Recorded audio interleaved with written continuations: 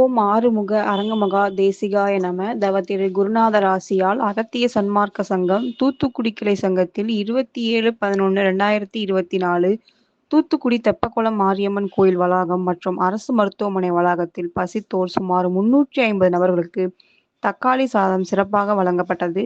வழங்கியவர்கள் புதியம்பத்தூர் Lakshmi traders owner திரு மாரிமுத்து மற்றும் Anas class work owner திரு அனாஸ் மற்றும் Manikandan tea stall owner திரு மணிகண்டன் மற்றும் தூத்துக்குடி அகத்திய சன்மார்க்க சங்க அன்பர்கள்.